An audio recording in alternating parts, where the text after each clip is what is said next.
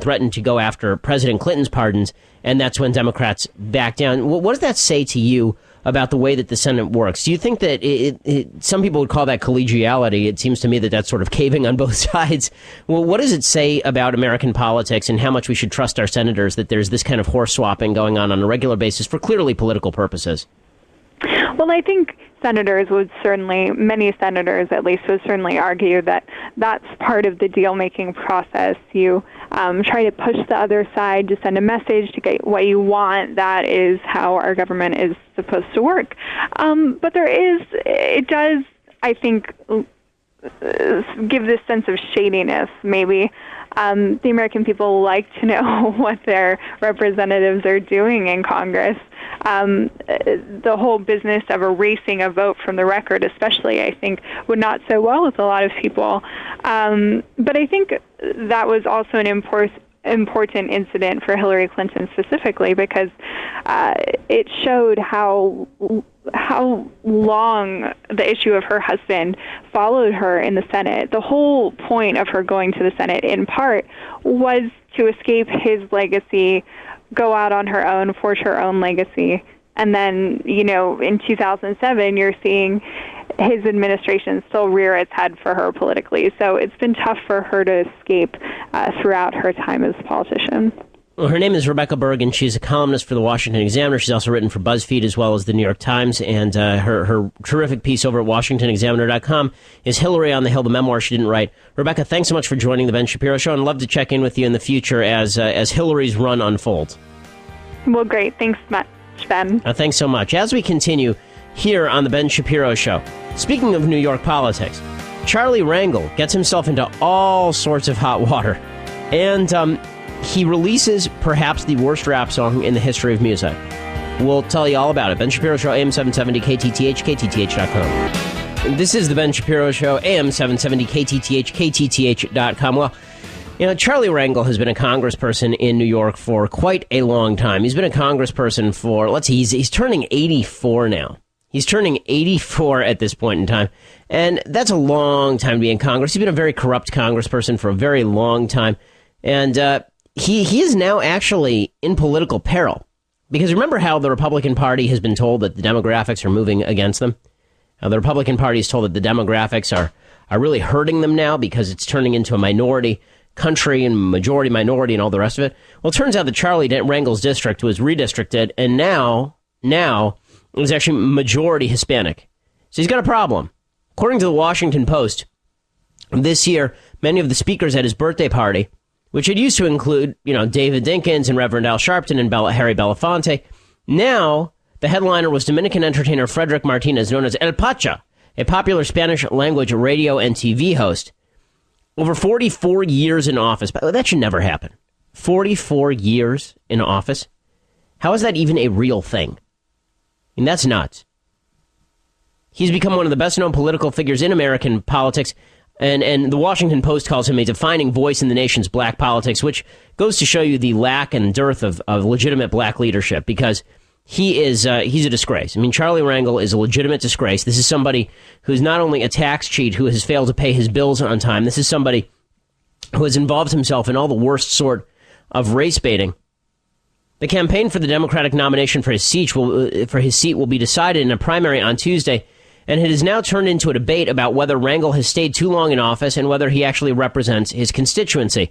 What is now New York's 13th congressional district, which is a seat Rangel has held since 1971, and viewed as the center of New York's modern black political power structure, has experienced a seismic demographic shift from majority black to majority Hispanic. So now, State Senator Adriano Espela is mounting a spirited challenge to the 22-term incumbent. Again, that's insane. Nobody should ever be in Congress for 22 terms in a row. It's a rematch of 2012 when Rangel topped Espela by just 1,000 votes. Rangel is campaigning hard, and he's got endorsements from Bill Clinton and Nancy Pelosi. But Dominicans are not necessarily Rangel's biggest supporters, and Rangel is still banking pretty heavily on the black vote in his community. In fact, his campaign has now released the Charlie Rangel rap song. And get ready for this, folks. This is not good stuff. I don't know about y'all, man, but I'm turning all all the way up right now. We vote for Charles Rangel. We support. That's right. They're rapping about voting for Charles Rangel. They turn it all the way Charles up. Rangel all the way. Y'all better do the same thing. Go out and vote. Spyboy LD and Don Swag. Harlem. If you gonna vote, you gonna vote for them. I'm just kind of listening in fascination at this point. I don't know what you can say about this, but it actually gets better. This is the rap released by Charlie Rangel's campaign about why you should vote for Charlie Rangel. Charlie Rangel. If you gonna vote, you gonna vote for the Rangel. Charlie Rangel. Charlie Rangel. Anything there about his policies? Or why you should vote for him? Or is it just pure, we're going to do a rap song now and wink, wink, nod, nod, he's black, you're black, vote for him? Is that really what's going on here?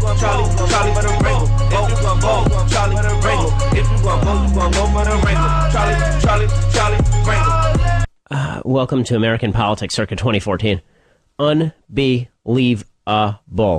His district is now 52% Hispanic, and it's adding a new part of the Bronx where Rangel is not as well known or as well regarded. Former Governor David Paterson of New York said, Dominicans have never had a congressman, and whenever that moment comes that they do, it will be a tremendous moment.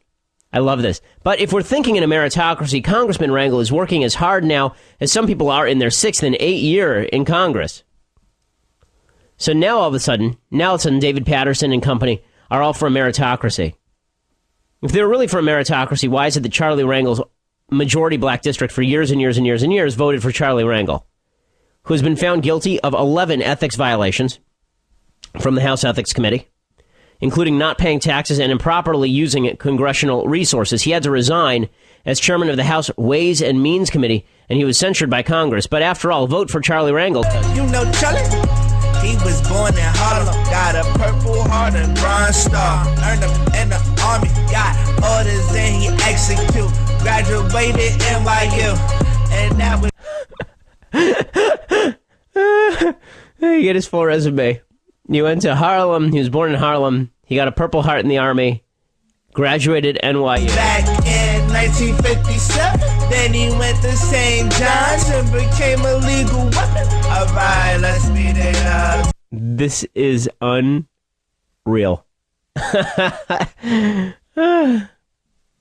Congressman Rangel is attacking his opponent, Espaillat, and is stressing his ties to the Hispanic community, noting in stump speeches that he is part Puerto Rican.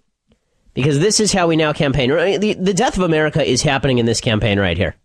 If it's a majority black district, Charlie Rangel wins because, after all... In 1971, Progressional District, Charlie Rangel, here he come. Time to talk about...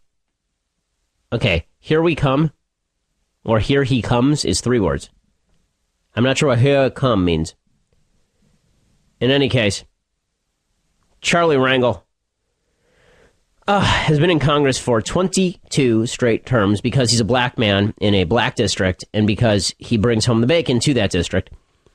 And now the racial demographics of that district are changing, and so he's going to get booted out. Which just goes to show you, we now have a country that is no longer united along lines of their goals and achievements. Instead, America is now divided along racial lines. Espaillat says he's feeling great about his chances in the vote, noting that he has a lot of endorsements, including City Council Speaker Melissa Mark Vivatero and Local 100 of the Transit Workers Union. The New York Times editorial board has now endorsed Espaillat. The New York Times writes, after a humiliating censure by Congress 4 years ago for failing to pay taxes and other ethical lapses, Representative Charlie Rangel has steadily lost power in Washington after nearly 44 years in office. It is now time for him to yield to the next generation. The president of the Transit Workers Union Local 100 said, everybody is tired of Rangel. We need a champion that will stand up for us. That's not Charlie Rangel. But folks, vote for Charlie Rangel, cuz. The good that he done. No housing them coming to Medicare, yeah. If you gonna vote for the Rangel. Charlie Rangel. If you gonna vote for the Rangel. This song gives me a headache and makes me want to put my face through this desk. So, I guess this is what American politics now has become. So there you go. There is your latest on the race for that district. Now, meanwhile, more locally, Aaron Ray Ibarra is the Mount Lake Terrace man accused of killing one student and wounding 2 others at the Seattle Pacific University shooting on June 5th. He has now pled not guilty to 5 charges this morning in King County Superior Court. He's been charged with 1 count of premeditated first degree, 3 counts of attempted first degree, 1 count of second-degree assault. All of the charges carry firearms allegations that could increase the sentence, according to the Seattle Times today. Prosecutors have amended the charges this morning, and they've added a 3rd count of attempted murder against Ibarra because he pointed a shotgun at an SPU student. Apparently, they are going to pursue a defense of not guilty by reason of insanity.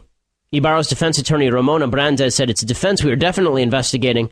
We need much more information from the prosecution to know if it is a viable option."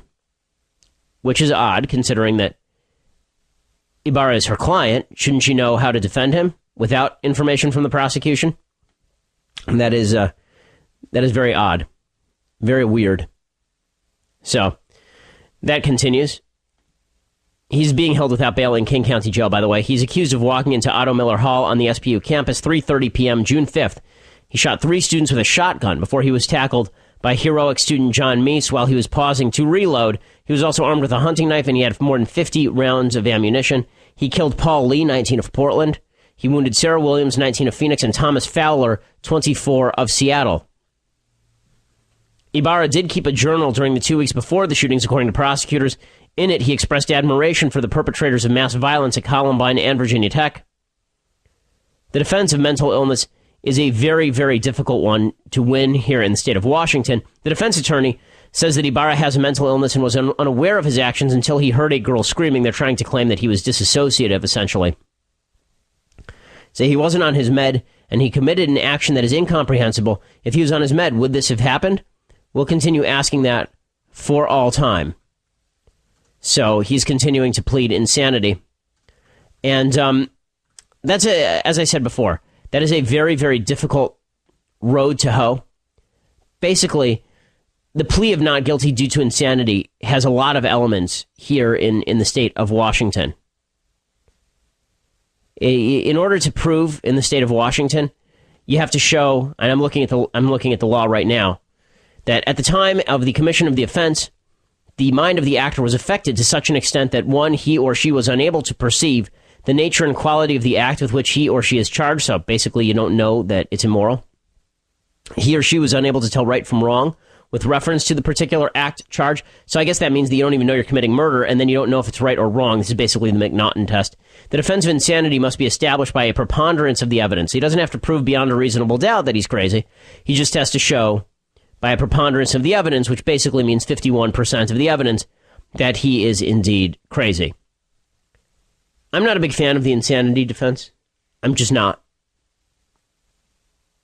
I understand that when somebody is mentally ill, when you're insane, you're not in control of your own actions. I've dealt with enough people who are mentally ill in my time to know that.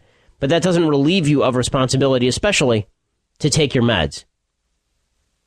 And this kind of newfangled notion that if you don't take your meds, and that's by your own choice, and then you go and kill somebody, that we should not lock you up for the rest of your life, is bizarre. The problem I have with the insanity defense is not that we